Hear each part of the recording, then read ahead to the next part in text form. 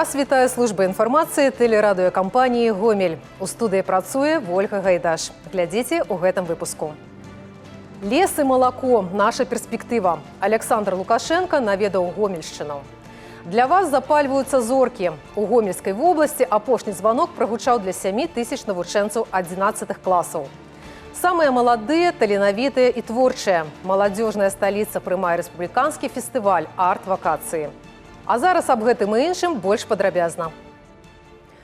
Танных газа і нафтапрадуктаў у нашых дзяцей можа не быць. Прэзідэнт Беларусі Александр Лукашенко наведаў Гомельшчыну. У полі зроку кіраўніка дзяржавы дрэваперапрацоўка і сельская гаспадарка. У Ляскавічах прэзідэнту прэзентавалі ўвесь ланцуг вытворчасці пелетаў і паказалі адну з гаспадарак раёна.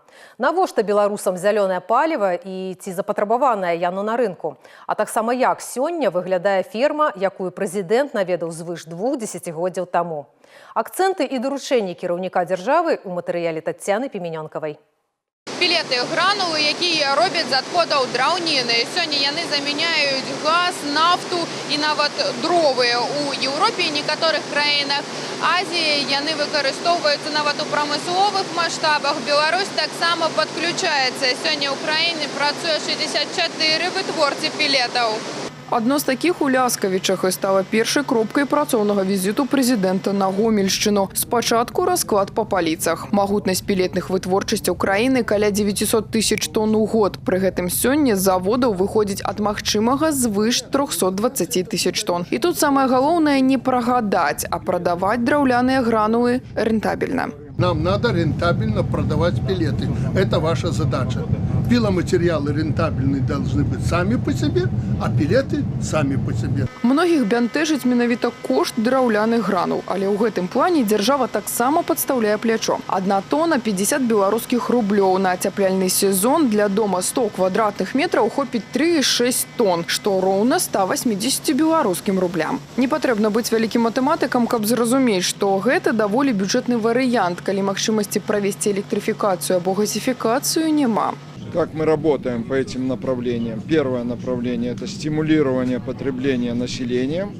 Второе – уход от газа, потому что газ – это и переход на пелеты, это не импортозамещение, это импортонезависимость. Мы привыкли к дешевому газу, поэтому по прошлому году мы уже на внутреннем рынке 43 тысячи тонн потребили. На этот год планка 80 тысяч тонн, но это только начало пути. С 2010 года уже 350 объектов пераведены з прыроднага газу на мясцовыя віды паліва. Такі падыход дазваляе знізіць сабе кошт выпрацоўкі цеплавой энергіі. Пакуль што пелеты толькі праціскаюцца. Да, дзесьці павольна, але ўпэўнена.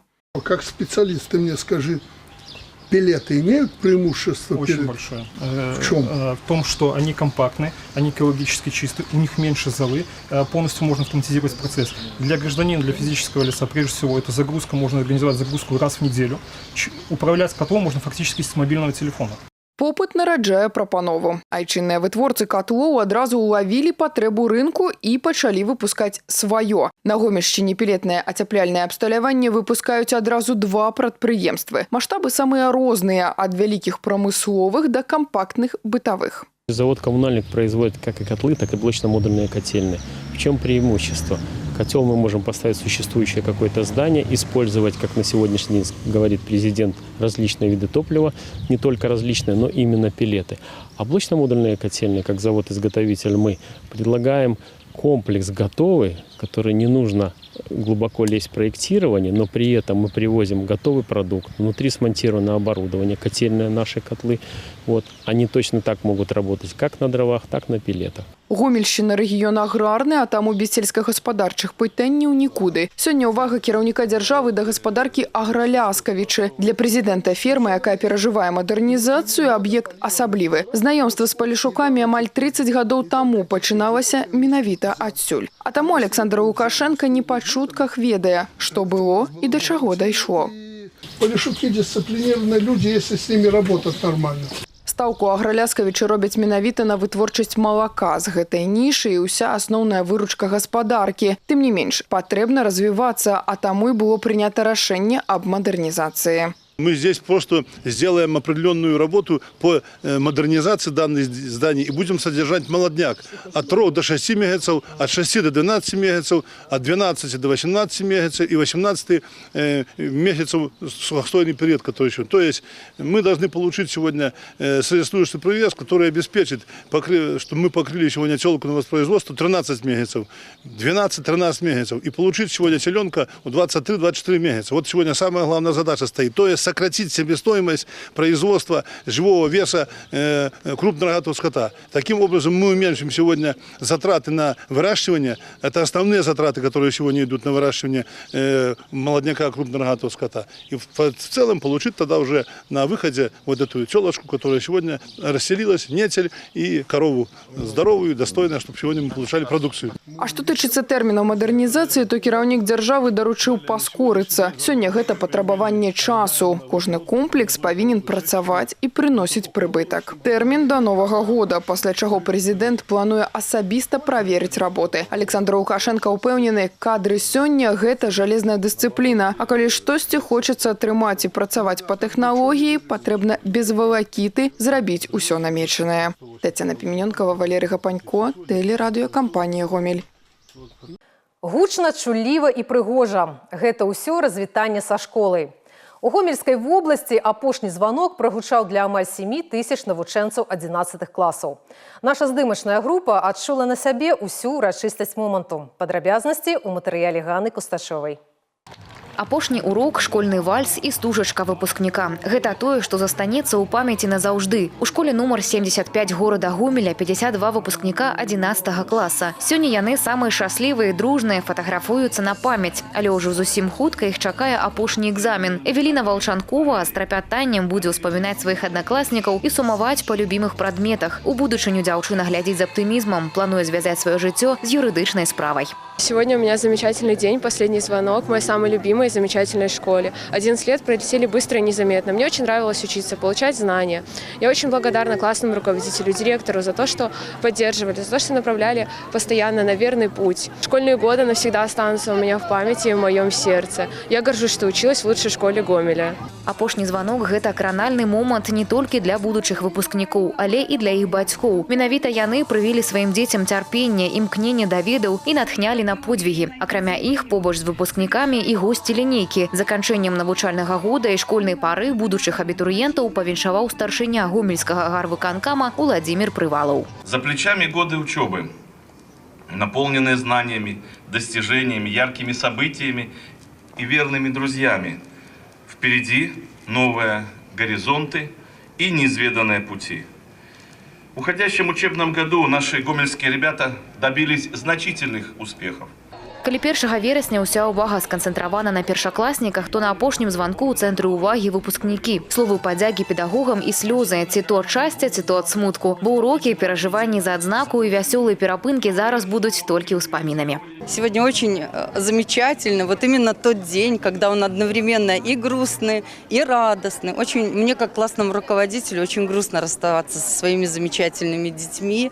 Но вот я верю, что все лучшее у них только впереди. Сегодня тот день, когда ребята вступают во взрослую жизнь. Впереди их, конечно, ждут и горести, и радости, какие-то испытания. Но я знаю, что мои ребята с честью, с достоинством пройдут эти испытания, потому что уже даже в школьной жизни они себя показали. Просто как наилучшие дети на свете. Выпускнікам, якія развітваюцца са школай і пачынаюць новы перыяд свайго жыцця, адпачываць не давядзецца. Наперадзе перыяд поўны хваляванняў перад іспытамі і выдатных уражанняў ад студэнцкага жыцця. Незабыўным завяршэннем апошняга званка па добрай традыцыі стаў вальс выпускнікоў. Усяго ў краіне апошні званок прагучаў для больш 56 тысяч школьнікаў. Ад дарослага жыцця юнакоў дзяўчат аддзяляюць толькі экзамены і незабыўны выпускны вечар. Ганна Кустачова, Сергей Лукашук, тэлерадыёкампанія «Гомель». Мастацтва здабываць максімум. У Беларусі 50% вуглевадародаў адносяцца да цяжказдабыўных запасаў. Нягледзячы на гэта, беларускія нафтавікі ў 2024 годзе атрымалі амаль 2 мільёны тонн сыравіны. А далей больш, якія тэхналогіі выкарыстоўваюць беларускія спецыялісты і чым прыцягваюць замежных калег, далей у матэрыяле Владзіславы Галабокінай. Заляганне ў цвёрдых пародах і знаходжанне ў закаркаваным стане. Такія праблемы характэрны для цяжказдабыўнай нафты. Для яе атрымання неабходна гарызантальнае бурэнне свідравін. Працягласць такога участка можа превышаць 2000 метров. Я вам продемонстрирую сейчас жидкость разрыва. Это биополимерная жидкость, то есть она состоит из гуарового гелеобразователя. Это естественный гелеобразователь, добываемый в Индии из плодов бобов. В ней ярко выражены вескостные свойства. То есть, видите, я пытаюсь жидкость перелить в стакан, она не хочет литься, образует язык. За счет наличия вязких свойств данной жидкости она может разорвать пласт и в своем составе нести пропан.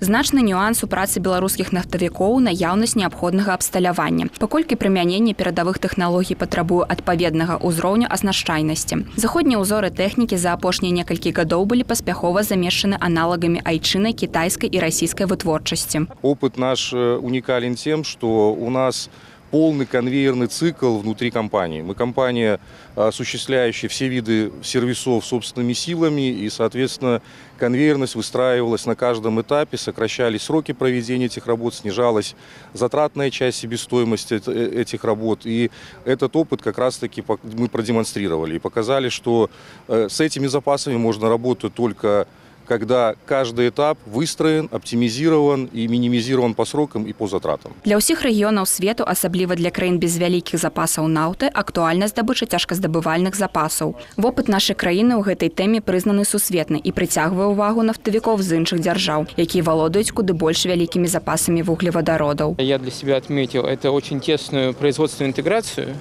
И вот даже сегодня коллеги рассказывали о том, что даже то оборудование, которое используется, те химические реагенты, они очень часто произведены в Беларуси. То есть это, безусловно, повышает ВВП страны. То есть это не только добыча нефти, это вся производственная цепочка от заводов, от производства оборудования до добычи. И это, безусловно, впечатляет. Очень высокая культура производства. И, в принципе, идеология построения всей вот этой вот разработки, всего этого сервиса, конечно, есть чему поучиться. Я думаю, по приезду к себе на родину, в Татарстан, мы очень многие вещи пересмотрим со своей стороны. Возможно, будут какие-то работы налажены, возможно, пока говорю, будут налажены какие-то совместные работы.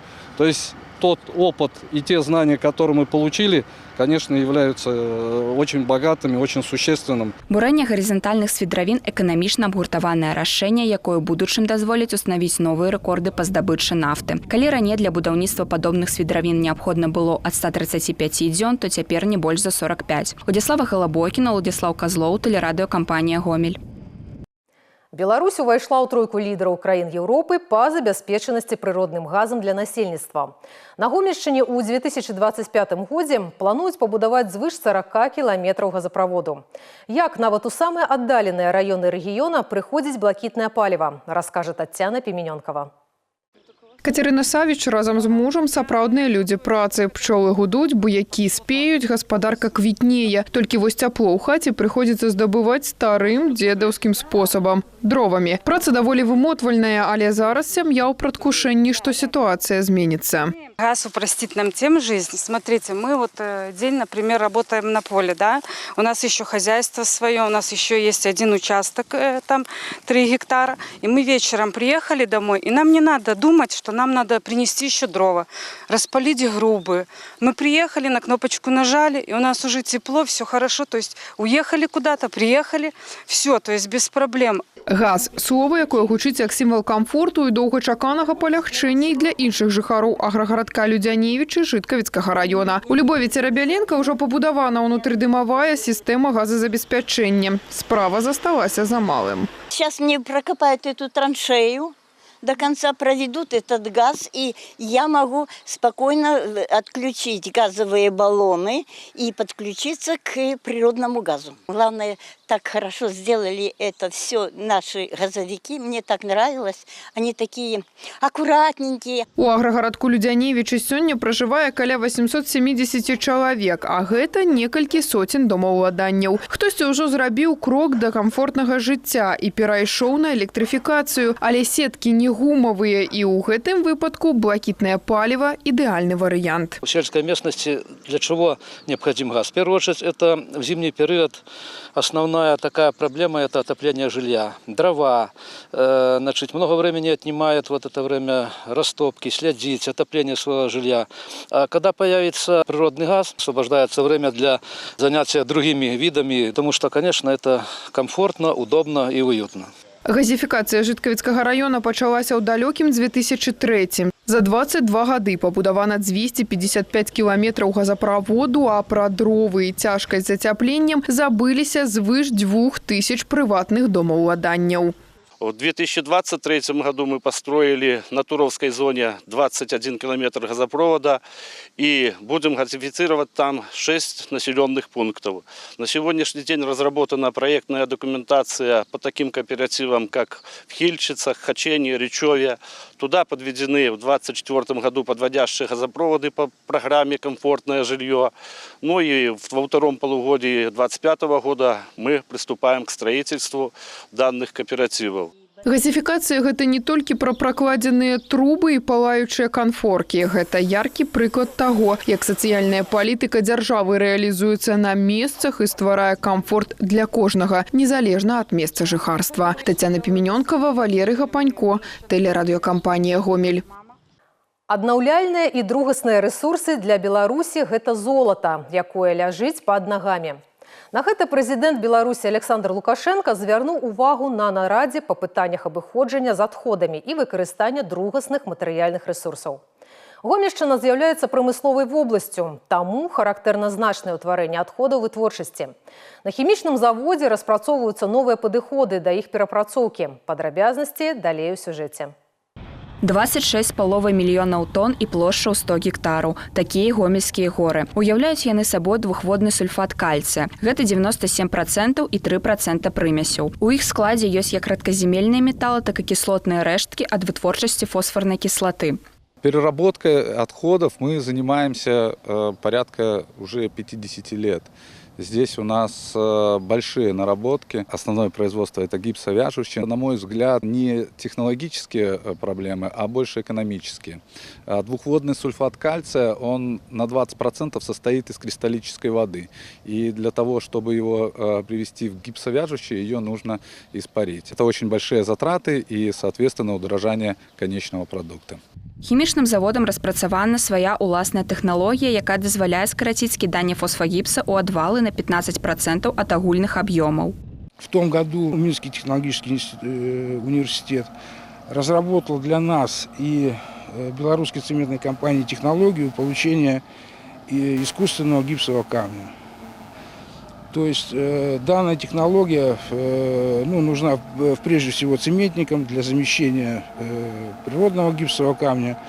В данный момент на Кричев цементошифер монтируется установка, которая будет брать у нас гипс и перерабатывать для себя в искусственный гипсовый камень.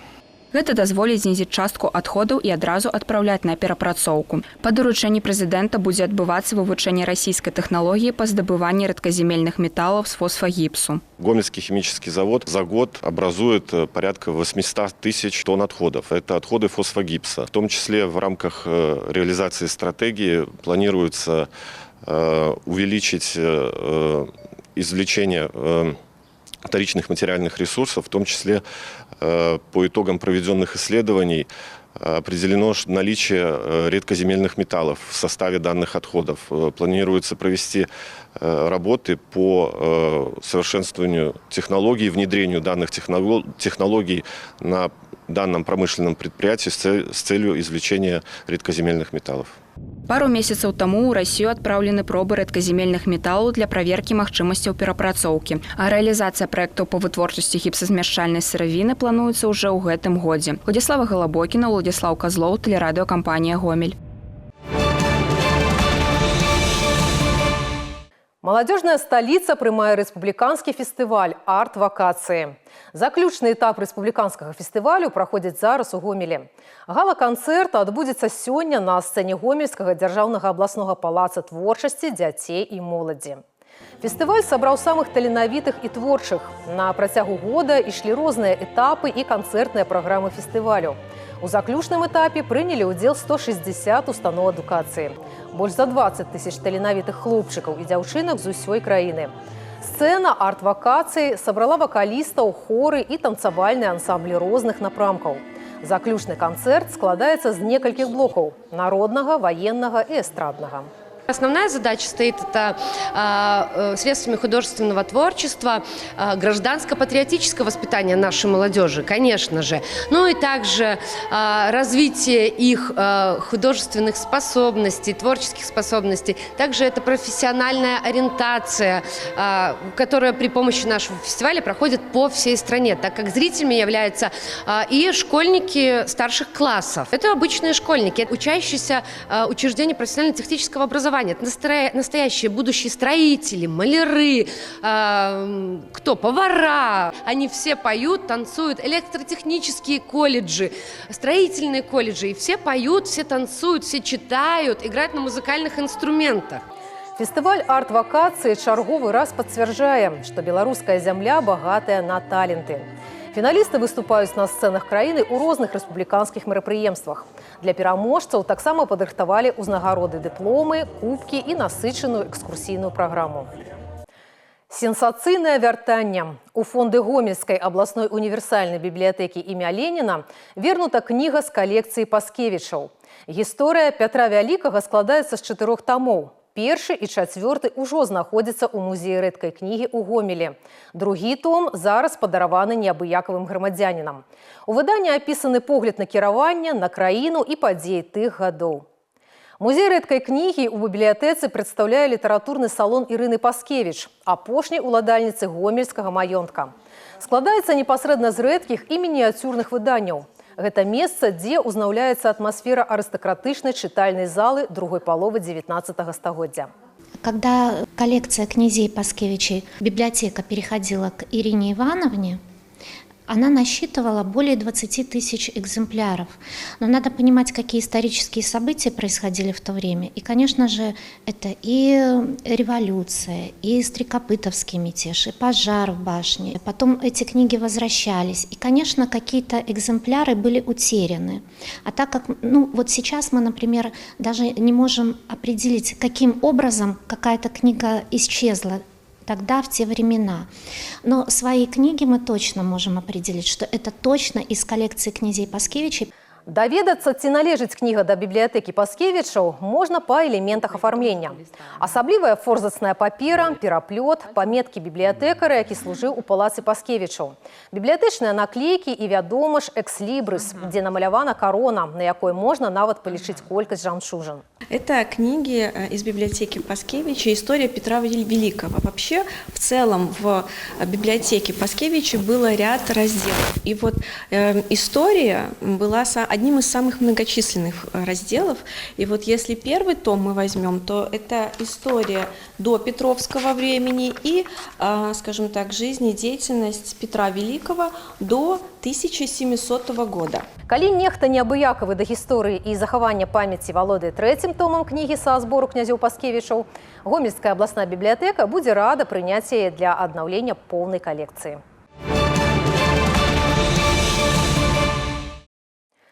З заўтрашняга дня вадзіцелі павінны рухацца з уключанымі фарамі. Гэта патрабаванне абавязковае для ўсіх транспартных сродкаў.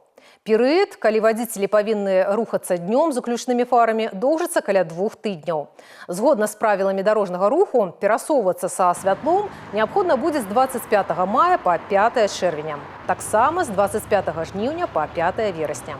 Гэта звязана з правядзеннем аперацыі «Увага, дзеці». Яна звычайна праходзіць напярэдадні летніх канікулаў і ў пачатку навучальнага года. Асноўная мэта – прыцягнуць увагу да бяспекі дзяцей на дарогах і павысіць адказнасць вадзіцеляў і бацькоў. У Гомелі адбыўся рэспубліканскі конкурс «Міс дэпартамента аховы-2025». 16 прадстаўніц ведомства з усёй краіны. За іх плячыма падрыхтоўка і сур'ёзны адбор.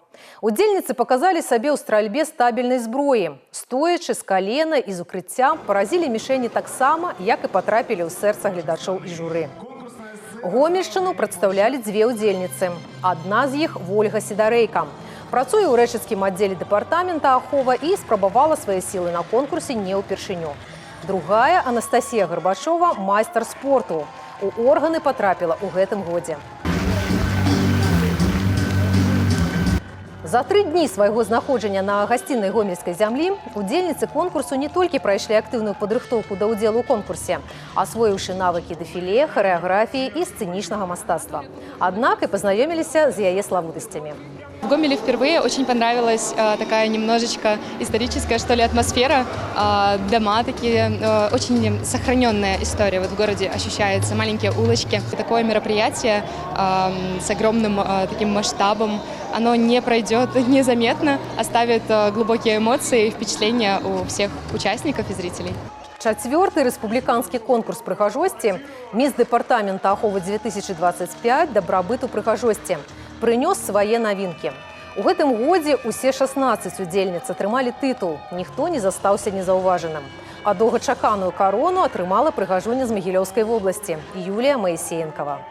Гэтыя і іншыя навіны вы можаце знайсці ў нашым тэлеграм-канале, а таксама на сайце ў інтэрнэце па адрасе tvrgomel.by. На гэтым выпуск завершаны. У студыі для вас працавала Вольга Гайдаш. Усяго добрага і да сустрэчы ў эфіры.